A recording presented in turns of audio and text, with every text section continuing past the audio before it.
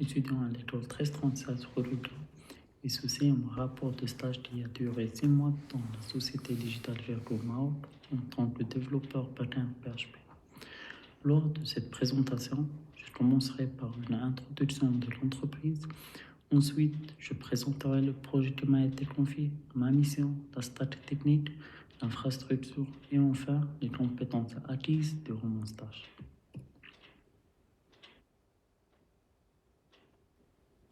Le groupe Digital Virgo compte parmi les spécialistes mondiaux du paiement mobile via les solutions de facturation des opérateurs télécoms.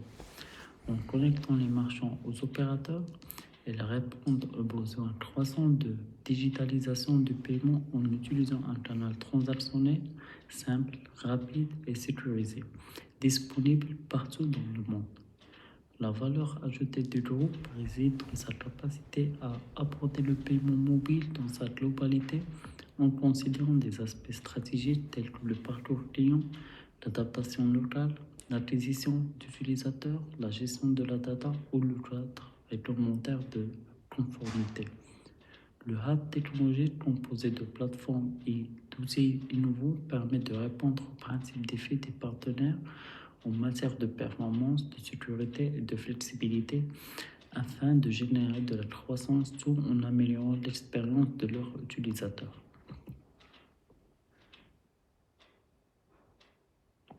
Ma mission chez Digital Virgo pendant mon stage était de développer des API pour le projet DV Chatbot.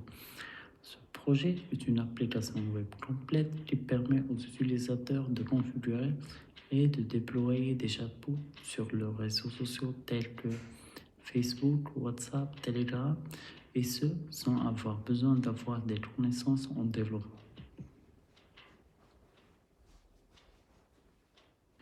Un chatbot, c'est quoi? Un chatbot est un programme informatique conçu pour simuler une conversation avec des utilisateurs humains, notamment sur Internet.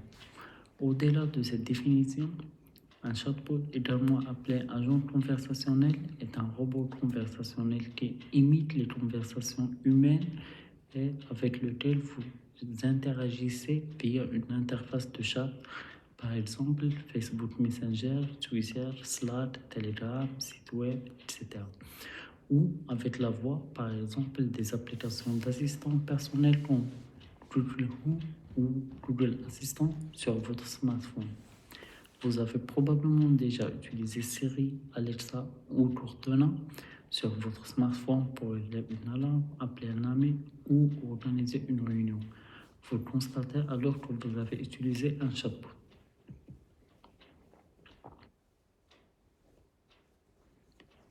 Ma mission est de développer la partie back-end du projet d'effet chatbot en collaboration avec les différentes équipes front-end, infrastructure et bases de données.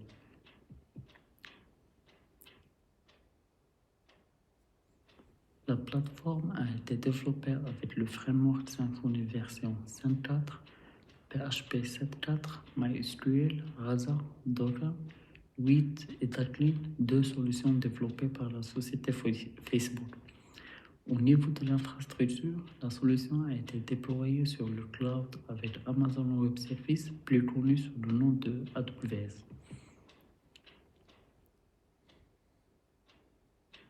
En collaboration avec les différentes équipes, nous avons opté pour une architecture microservices. Le projet était composé de deux clusters, un cluster chatbot et un cluster intelligence artificielle. Le cluster chatbot est composé de services channel pour l'intégration des différentes plateformes comme Facebook Messenger, WhatsApp, Telegram, et du service engine qui est une API entre le channel et le back-office, et le dernier service BO qui signifie back-office qui est le front-end du projet.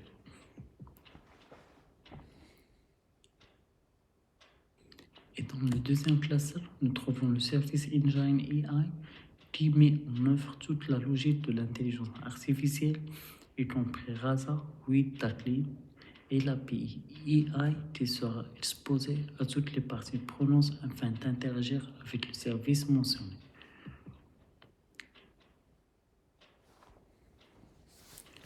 Nous avons opté pour l'utilisation de Rasa qui est une solution d'agent conversationnel intelligent qui permet et facilite le développement des chatbots grâce à NLU, Natural Language Understanding, NLP, Natural Language Processing, et aussi NLG, Natural Language Generation.